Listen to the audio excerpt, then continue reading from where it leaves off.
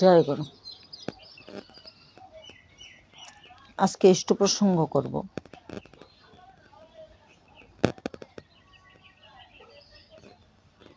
ভগবান প্রাপ্তি, ঈশ্বর প্রাপ্তি।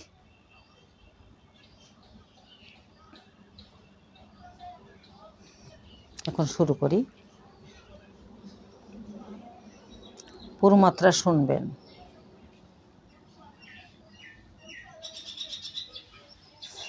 ঈশ্বরকে পেতে হলে সর্বহারা হতে হবে, ভেবে ভয় করো না। তাকে পাওয়া মানে সবকেই পাওয়া। ব্যাঙের বুদ্ধি বয়ে প্রস্রাব করে পালান, তুমি কি তাই করবে? ব্যাঙেই থাকবে, ব্যাঙ তাকে ব্যাঙেরই জগতে। ইষ্ট প্রসঙ্গ এখানে রাখলাম। জয় গুরু।